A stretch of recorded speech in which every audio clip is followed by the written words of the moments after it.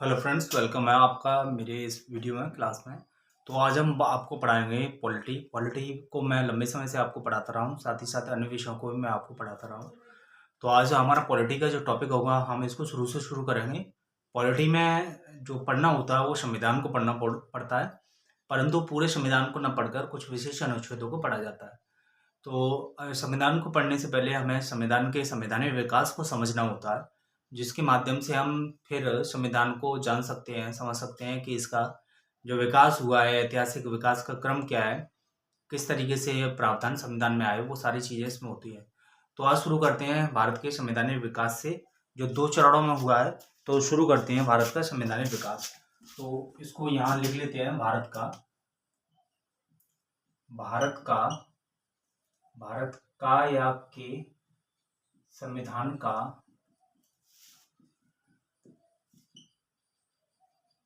संवैधानिक विकास,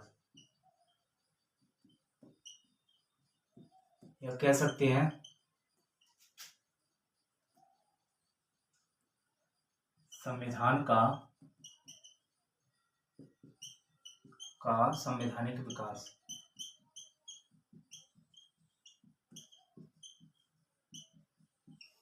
तो ये हमारा टॉपिक है। तो ये हमारा जो टॉपिक है, संविधान का विकास हुआ था, वो 2 चरणों में हुआ था।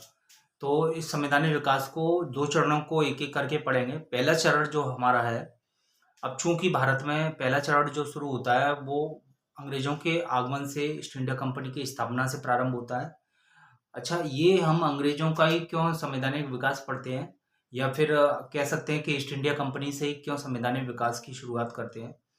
तो हम कह सकते हैं कि भारत में जो अंतिम रूप से संविधान जिस रूप में आया, वो ब्रिटिश शासन के अंतर्गत संविधान आया। उसी दौर में संविधान में विकास हुआ, संविधान के मूल्यों को पुस्तक के रूप में लिखा गया। तो अंग्रेजों ने हम पे शासन किया, भारत में शासन किया। तो उनके द्वारा जो संवैधानिक विकास हुआ, अंततः हमें जो संविधान इस रूप में आज वर्तमान रूप में प्राप्त होता है, वो अंग्रेजों के उस काल के दौरान ही प्राप्त होता है।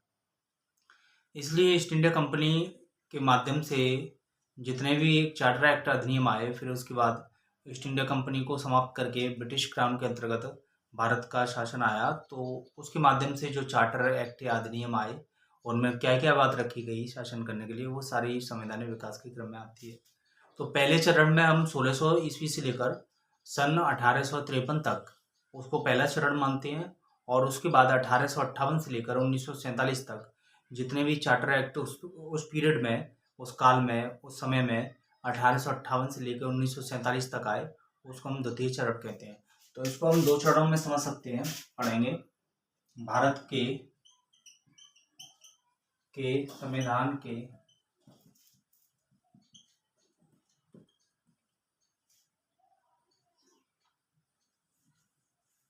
ऐसा कह सकते हैं संवैधानिक विकास के 2 चरण, संवैधानिक विकास के 2 चरण कह सकते हैं। तो इसको हम चरण 1 और इसको हम चरण 2 कह सकते हैं। ये 2 चरण हैं जिनके माध्यम से हम संविधान का विकास पढ़ते हैं। ये हो गया 1600 ईस्ट इंडिया कंपनी के अंतर्गत, और दूसरा हो गया ब्रिटिश क्राउन के, जो हमारा 1858 से लेकर से यहाँ ईस्ट इंडिया कंपनी 1600 ईस्वी से, 1600 से लिख सकते हैं 1600 डैश 1853, और इसको 1858 से डैश 1947 तक ब्रिटिश क्राउन के अंतर्गत। तो साफ साफ लिखते रहे कि दोबारा से मैं इसको बिगाड़ दे रहा हूँ। तो ये 1600 ईस्वी से 1853 तक यह जो विकास हुआ वो ईस्ट इंडिया कंपनी के अंतर्गत हुआ, और ये जो विकास हुआ वो हम 1853 से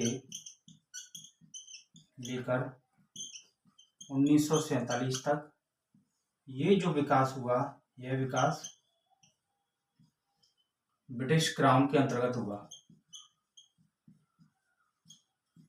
ये ब्रिटिश क्राउन के अंतर्गत हुआ, इसलिए हमारे पास दो चरण बन जाते हैं। एक तो हो गया 1600 से 1853 तक, और दूसरा हो गया 1858 से लेकर 1947 तक। तो आज पहले चरण को शुरू करेंगे और इनमें एक एक करके इन अधिनियमों को पढ़ेंगे। तो यहाँ लिख सकते हैं हम 1600 ईस्वी से 1853 तक के चार्टर या अधिनियम, या इसको हम चरण एक, चरण वन कह सकते हैं, संवैधानिक विकास में।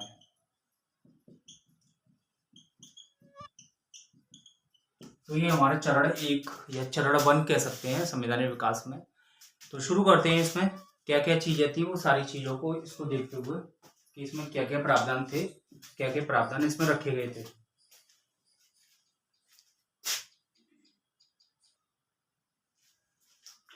तो इसमें जो पहला, इसके अंतर्गत इसमें जो पहला हमारे पास अधिनियम आता है वो 1773 का रेगुलेटिंग एक्ट आता है, या हम कह सकते हैं या रेगुलेटिंग अधिनियम। तो इस क्रम में सबसे पहला अधिनियम जो आता है वो रेगुलेटिंग एक्ट का अधिनियम आता है, जो 1773 के एक्ट के नाम से जाना जाता है। ये संवैधानिक विकास के क्रम में पहला अधिनियम था जिसको हम पढ़ते हैं और इससे संबंधित परीक्षा में प्रश्न आते हैं। तो विभिन्न परीक्षाओं में इसमें प्रश्न पूछे गए हैं कि बताइए कि निम्न में से कौन सा 1773 से संबंधित है।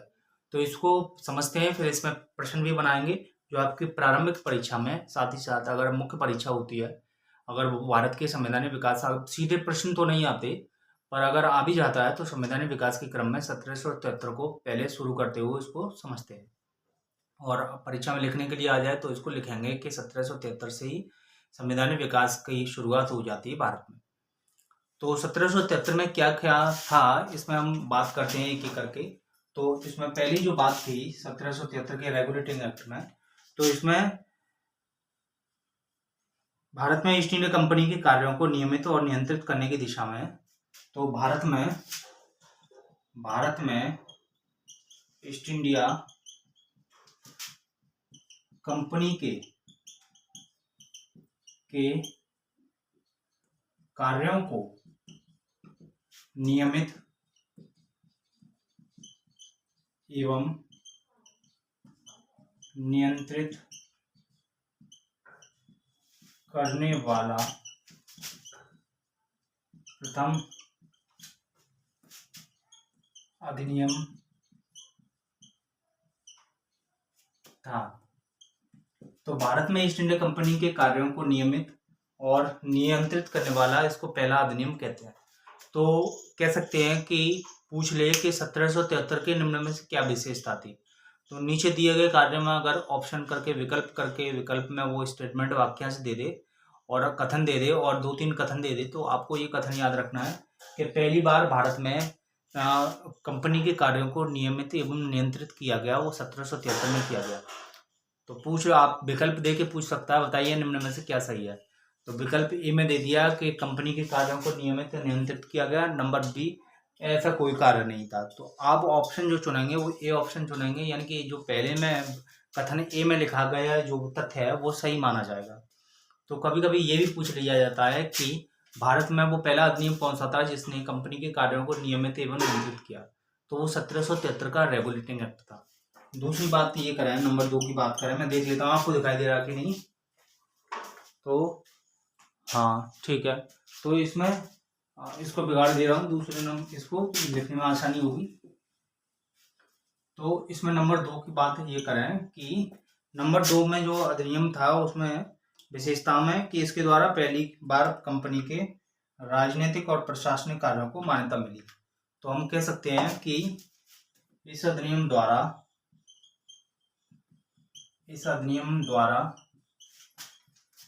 पहली बार कंपनी के राजनीतिक और प्रशासनिक कार्यों को मान्यता प्राप्त हुई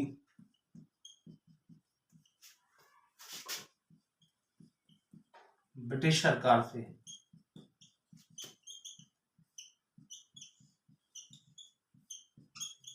तो अब जो कंपनी जो कार्य कर रही थी राजनीतिक रूप से, जो युद्ध कर रही थी, जो लड़ाइयाँ लड़ रही थी, संधि कर रही थी या प्रशासन कर रही थी नियम बना के, तो वो सारे कार्यों को अब पहली बार इस अधिनियम के माध्यम से ब्रिटिश सरकार ने मान्यता प्रदान करी। यानी कि जो आप युद्ध कर रहे हैं, संधि कर रहे हैं, वो सारी चीज़ों को हम मान्यता प्रदान करते हैं और वो आप संधियाँ युद्ध कर सकते हैं। यानी कि अब कंपनी कोई भी युद्ध करेगी किसी के साथ, किसी रियासत के साथ, किसी राजा के साथ, अगर वो संधि करती है, कोई नियम बनाती है, कोई सिक्के छापती है या फिर कोई आदेश पारित करती है, कर लगाती है, वो प्रशासन के अंतर्गत आता है। तो ये सारी चीजें उसमें शामिल थी 1773 के में। अब इसको जो मान्यता प्राप्त हुई थी ब्रिटेन के द्वारा, ब्रिटेन की सरकार के द्वारा कंपनी के कार्यों को, तो प्रशासनिक और राजनीतिक कार्यों को पहली बार इसमें मान्यता प्राप्त हुई। ये भी इसकी महत्वपूर्ण विशेषता में शामिल था। नंबर 3 की बात करें तो इसमें क्या हुआ था कि इसके द्वारा पहली बार, इस अधिनियम के द्वारा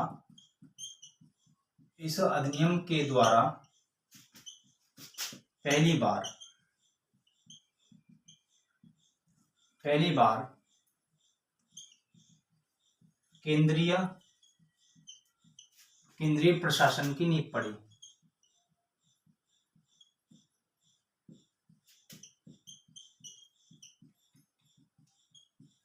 अब ये केंद्रीय प्रशासन की नींव पड़ गई। अब ये नहीं कह सकते कि केंद्रीय प्रशासन पहले नहीं था, ये ईस्ट इंडिया कंपनी के कार्यों के, ईस्ट इंडिया कंपनी के द्वारा केंद्रीय प्रशासन की नींव की बात की जा रही है। भारत में केंद्रीय प्रशासन पहले भी था। केंद्रीय प्रशासन ये कि पूरे भारत में एक जगह से सेंट्रलाइज होके, केंद्रीकरण होके प्रशासन चलाया जाएगा, लेकिन भारत में पहले भी था, मुगलों के टाइम पे था और मौर्य सम्राट, अन्य सम्राट भी भारतीय इतिहास में हुए थे, भारतीय राजा हुए थे, भारतीय प्रशासन में केंद्रीकरण रहा था। लेकिन अब इस दौर में ये नहीं कह सकते कि पहले केंद्रीकरण की भूमिका नहीं थी, पहले भी केंद्रीकरण की भूमिका थी, लेकिन ईस्ट इंडिया कंपनी के माध्यम से अब केंद्रीकरण की शुरुआत की गई इस एक्ट में। तो 3 मूलभूत बातें थी केंद्रीकरण की और कंपनी के राजनीतिक और प्रशासनिक कार्यों को मान्यता, और नंबर 1 बात थी कंपनी के कार्यों को नियमित एवं नियंत्रित किया गया। तो ये 3 महत्वपूर्ण इसमें कार्य थे। अब इस अधिनियम की कुछ विशेषताएं थी, इसमें क्या क्या महत्वपूर्ण बातें रही थी उसको भी देख लेते हैं। तो इसको मैं बिगाड़ता हूँ और अगर इसको आप हेडिंग बना के लिख सकते हैं कि 1773 के एक्ट की प्रमुख विशेषताएं, तो ये इसकी विशेषताओं में शामिल हो जाएगा कि इसकी प्रमुख विशेषताएं क्या क्या थी। ठीक, नंबर 1 की बात करें 1773 के एक्ट की प्रमुख विशेषताओं में, तो इसके द्वारा पहली बात तो यही थी कि कंपनी के जो बंगाल जो क्षेत्र था, बंगाल के क्षेत्र को या उड़ीसा के क्षेत्र को, मद्रास या अन्य क्षेत्रों के प्रशासन के लिए एक गवर्नर की नियुक्ति की जाती थी। तो अब इस अधिनियम के माध्यम से या अधिनियम के द्वारा अब बंगाल के गवर्नर को अब गवर्नर जनरल कहा जाने लगा या पदनाम दिया गया। तो अब बंगाल का जो गवर्नर था उसको गवर्नर जनरल का पदनाम इस अधिनियम में रखा गया कि बंगाल का जो गवर्नर होगा वो अब गवर्नर न कहलाकर गवर्नर जनरल कहलाएगा। अब कंपनी के माध्यम से जो भी बंगाल का गवर्नर नियुक्त होगा तो उसको अब गवर्नर जनरल नाम दिया गया। तो ऐसा पहला गवर्नर जनरल जो था वो वॉरेन हेस्टिंग्स था। तो इस प्रकार कह सकते हैं कि इस प्रकार पहला गवर्नर जनरल वॉरेन हेस्टिंग्स था। हेस्टिंग्स था। ये बात हमें याद रखनी है कि वो इस प्रकार का पहला गवर्नर जनरल वॉरेन हेस्टिंग्स था, जिसको गवर्नर जनरल की उपाधि दी गई इस अधिनियम के तहत। और क्या किया गया इस अधिनियम में कि मद्रास एवं मुंबई के गवर्नर जो थे वो मद्रास और बंबई के गवर्नर, इस एक्ट में ये बात थी कि मद्रास प्लस बंबई के गवर्नर जो थे वो अब कलकत्ता के यानी कि बंगाल के गवर्नर जनरल के अधीन हो गए। जगह देखो कितनी बची है लिखने के लिए।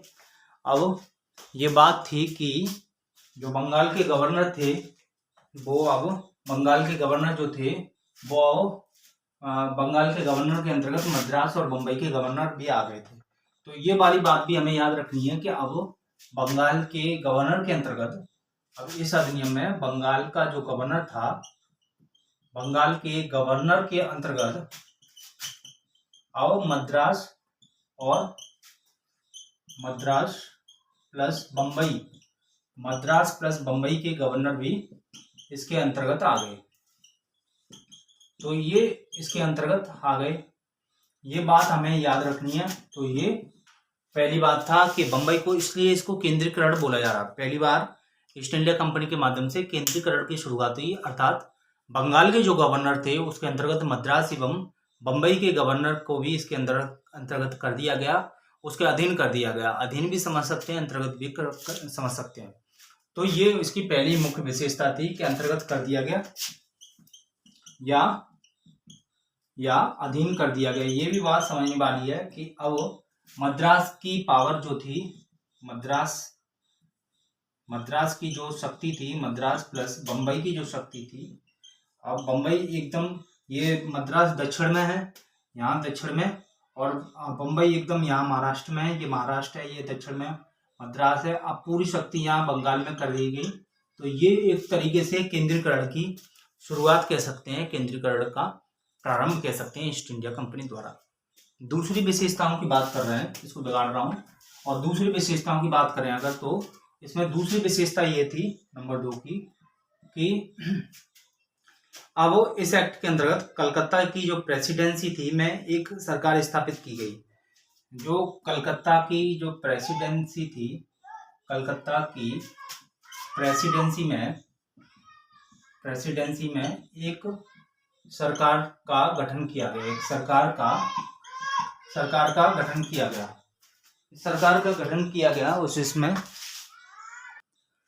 तो इस प्रकार से कलकत्ता की प्रेसिडेंसी में एक सरकार का गठन किया गया, ठीक, गठन किया गया। उसमें ये रखा गया कि अब एक सरकार बनाई जाएगी जिसको जो गवर्नर जनरल की सहायता के लिए होगी, जिसमें गवर्नर जनरल और उसकी परिषद के 4 सदस्य थे जो अपनी सत्ता के उपयोग स्वतंत्र संयुक्त रूप से करते थे। तो एक गवर्नर जनरल जो था, तो गवर्नर जनरल के लिए गवर्नर जनरल होगा प्लस 4 सदस्य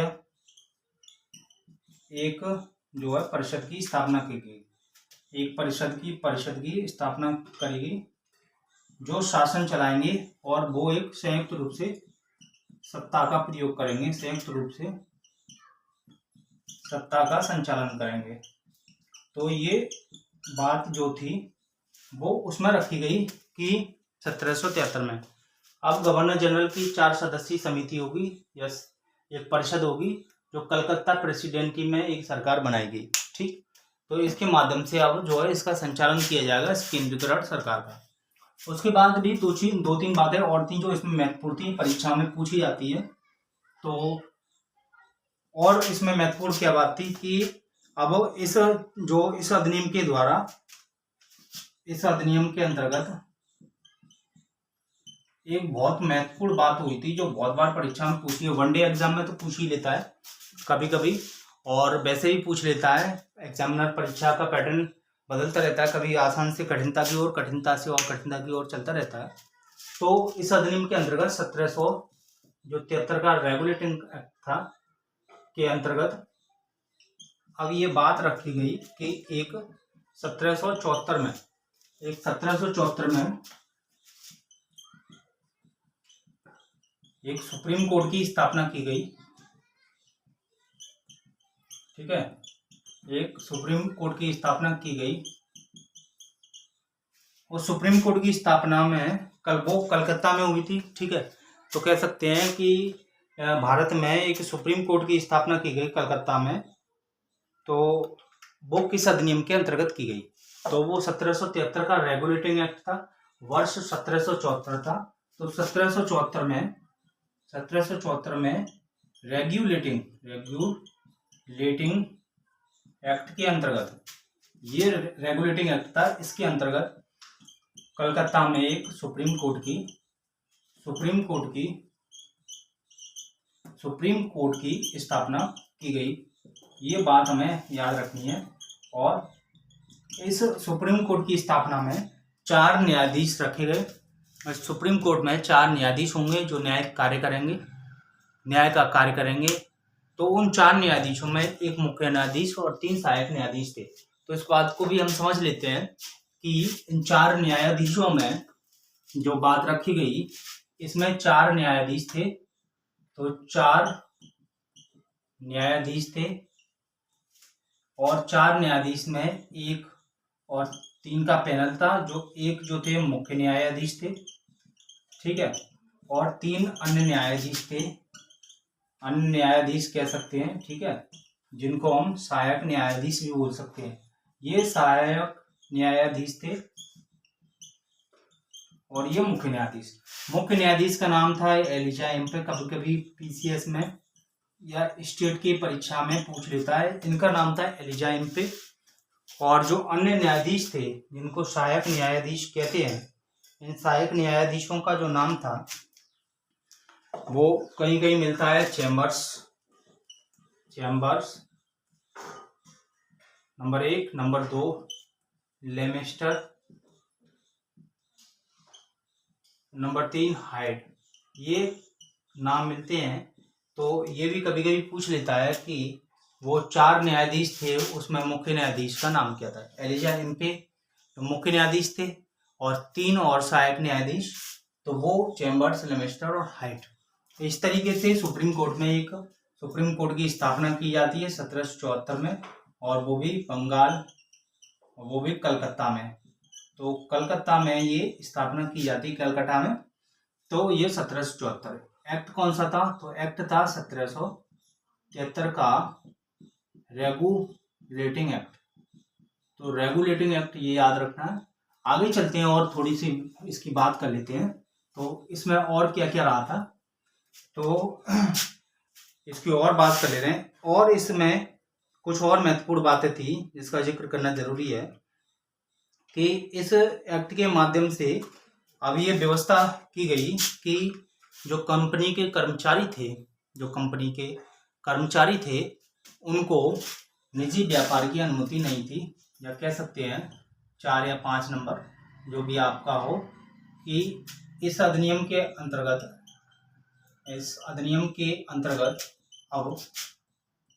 अब कंपनी के जो कर्मचारी थे, कंपनी के कर्मचारी, उनको अब ये बोला गया कि आप अपना स्वयं का व्यापार नहीं करेंगे, निजी व्यापार नहीं करेंगे, आप केवल नौकरी करेंगे कंपनी में। यदि आप नियुक्त होकर आए हैं तो कंपनी में केवल नौकरी करेंगे, आप व्यापार नहीं कर सकते। तो कह सकते हैं कि इस अधिनियम के अंतर्गत आप कंपनी के कर्मचारियों को जो निजी व्यापार था उस पर रोक लगा देगी, निजी व्यापार, एवं साथ ही साथ उपहार या रिश्वत लेने के लिए प्रतिबंधित कर दिया गया। ये बात हमें याद रखनी है कि अब जो कंपनी के कर्मचारी थे 1773 के रेगुलेटिंग एक्ट में, वो कंपनी के कर्मचारी अब निजी व्यापार नहीं कर सकते, निजी व्यापार के माध्यम से धन को इकट्ठा नहीं कर सकते, और वो किसी से उपहार नहीं ले सकते, गिफ्ट नहीं ले सकते, और ना ही किसी से रिश्वत ले सकते हैं। ये प्रावधान इसलिए रखा गया था कि ईस्ट इंडिया कंपनी ने 1773 से पहले अपने ब्रिटेन में बैठे हुए बोर्ड ऑफ डायरेक्टर और बोर्ड ऑफ प्रोपराइटर से उनसे ये बोला कि आप एक काम कीजिए कि आप हमें पैसे दीजिए, धन दीजिए, जिससे कि कंपनी का संचालन सुचारू रूप से हो सके। धन धन की मांग की उन्होंने, अतिरिक्त धन की मांग की कंपनी के संचालन के लिए।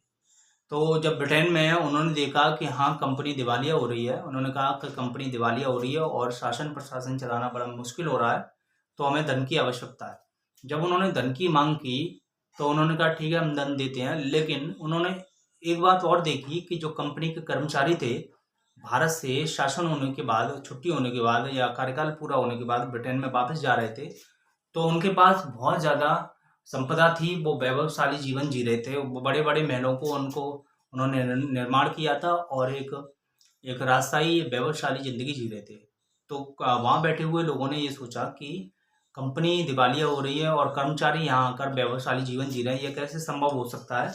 तो उन्होंने इसकी जाँच के लिए, कहीं ऐसा तो नहीं है कि कंपनी में भ्रष्टाचार व्याप्त हो गया हो और लोग अपने तरीके से पैसे माँग रहे हों, भ्रष्टाचार उसको पैसे मांगकर स्वयं अपने जो है उस पैसे को अपने कब्जे में ले रहे हो, तो इसकी जांच के लिए समिति बनाई गई, जिसे गुप्त समिति या सीक्रेट कमेटी कहते हैं। इस सीक्रेट कमेटी और गुप्त समिति ने अपनी रिपोर्ट पेश करी, तो उसी रिपोर्ट में ये बात रखी गई कि नहीं, ऐसा नहीं है, कंपनी के कर्मचारी अपने निजी व्यापार को करते हैं विभिन्न लोगों से और उस व्यापार से वो पैसा कमाते हैं और वो प्रमाण पत्र भी बांटते हैं, प्रमाण भी देते हैं अन्य लोगों को और उसके बदले में वो रिश्वत लेते हैं और जैसे तैसे वो पैसे को अपने कब्जे में लेते हैं, वो चाहे उसके लिए कुछ भी करना पड़े। तो ये बात उस रिपोर्ट में रखी गई और ये बोला गया कि आप कंपनी के जो कर्मचारी हैं वो निजी व्यापार नहीं करेंगे, किसी से उपहार नहीं लेंगे, गिफ्ट नहीं लेंगे या रिश्वत नहीं लेंगे। तो ये इसकी महत्वपूर्ण बात थी। अच्छा, ये जो बात थी वो अंत तक बनी रही और कंपनी के कर्मचारी ब्रिटेन के प्रति हमेशा के लिए डिवोटी रहे। ये भी एक मेन कारण था भारत में ईस्ट इंडिया कंपनी और भारत में ब्रिटिश शासन की और ज़्यादा मजबूती को बनाए रखने के लिए। यदि किसी को भ्रष्टाचार मुक्त होकर ही उसको लगाया जाएगा, ये कहा जाएगा कि आप भ्रष्टाचार नहीं करेंगे, आप केवल तनख्वाह पे डिपेंड रहेंगे और देश के प्रति समर्पित रहेंगे, तो ये वाला भाव होता है, तो व्यक्ति जो है वो देश के लिए काम करता है। तो ब्रिटिश शासन या ब्रिटिश हुकूमत को जहाँ भारत में जमने के लिए ये भी एक मेन पॉइंट था कि अब उन पर भ्रष्टाचार, रिश्वत और बेईमानी, उपहार, गिफ्ट, निजी व्यापार करने के लिए पूरी तरह से प्रतिबंध कर दिया गया। इससे भी जो है उनके प्रति, देश के प्रति उनमें श्रद्धा थी और उन्होंने काम किया ब्रिटेन के लिए। ये एक बात थी इसको बिगाड़ने के बाद। और आगे चलते हैं तो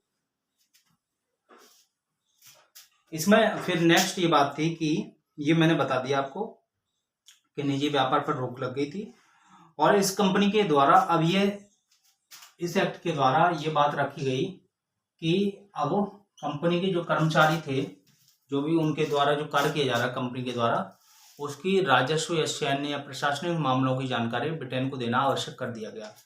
तो ये कह सकते हैं बोर्ड ऑफ कंट्रोल के माध्यम से अब कंपनी पर बोर्ड ऑफ डायरेक्टर के माध्यम से, बोर्ड ऑफ कंट्रोल के माध्यम से तो अब कंपनी पर नियंत्रण सशक्त हो गया। तो अब बोर्ड ऑफ डायरेक्टर लिख लो, डायरेक्टर्स के माध्यम से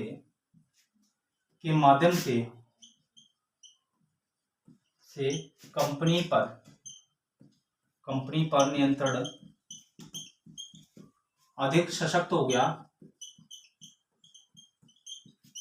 यानी कि जो कंट्रोल था, अधिक ज्यादा कंट्रोल में आ गई चीजें और कंपनी को सैनिक यानी कि सैन्य, राजस्व और प्रशासनिक मामलों की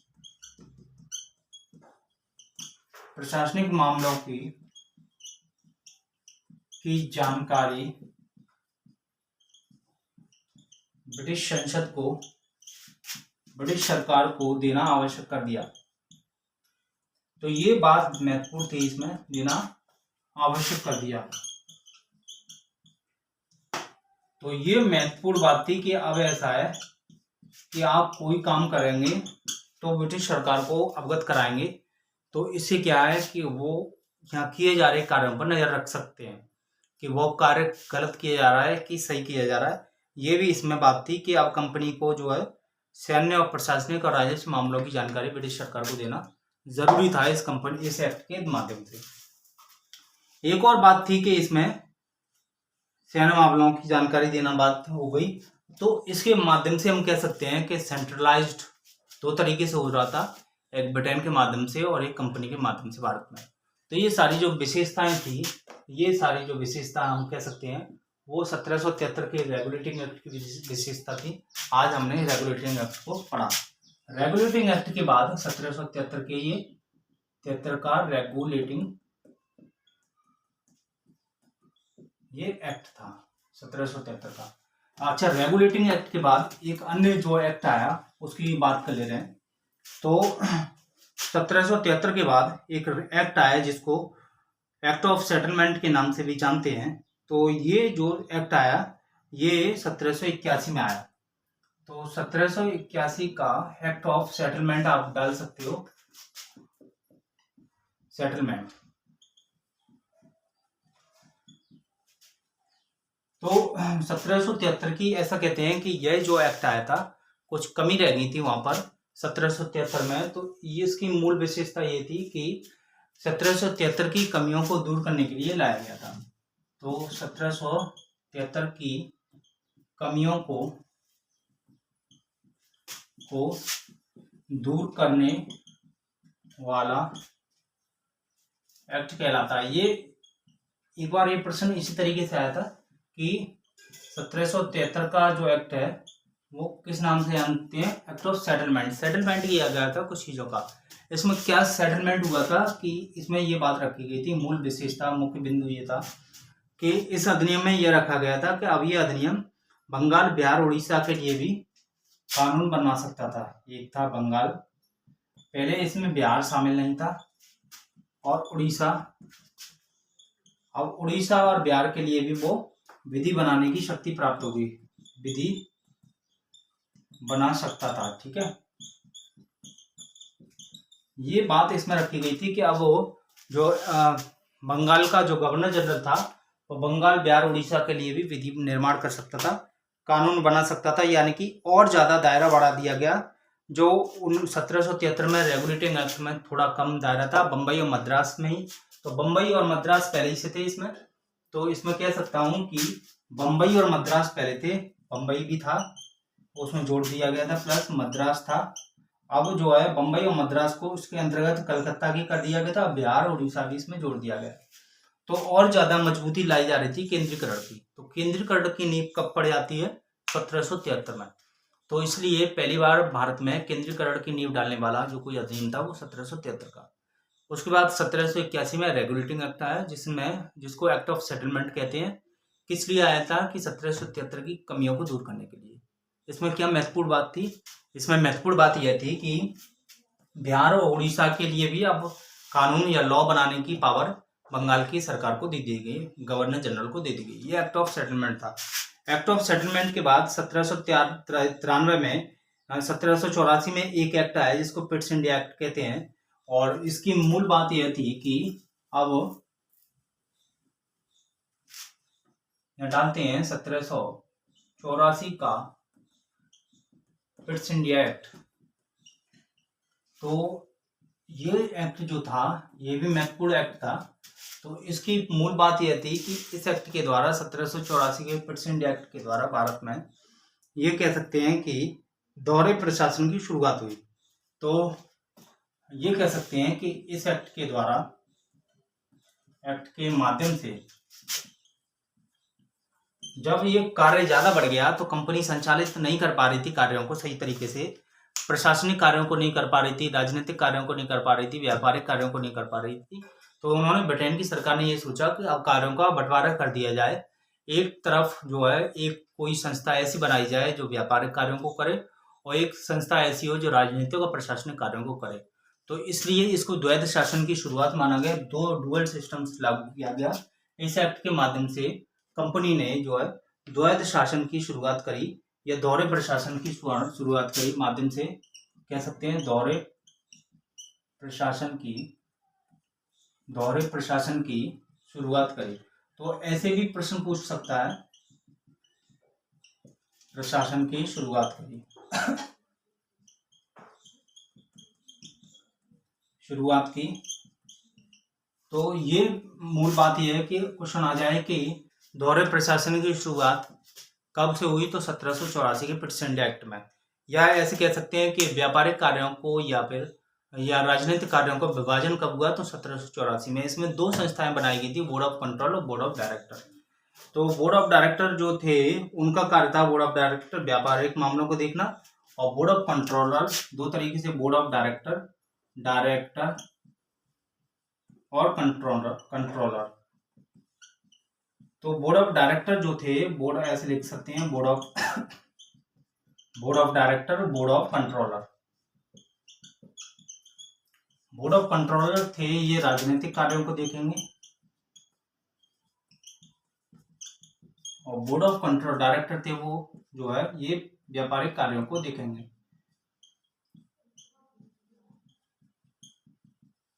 तो दो तरीके से विभाजन हो गया, बोर्ड ऑफ डायरेक्टर और बोर्ड ऑफ कंट्रोलर। तो ये दोहरे प्रशासन की नींव पड़ गई 1784 के पिटसैंडे एक्ट में। तो ये मैंने इस तरीके से आपको जो है दो चार बातें बताई हैं।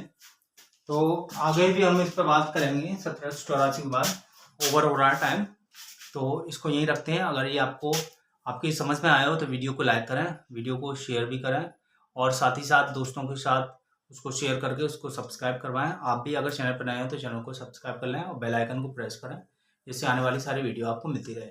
फिर मिलते हैं एक नई क्लास के साथ, नए वीडियो के साथ। तब तक नमस्कार, धन्यवाद।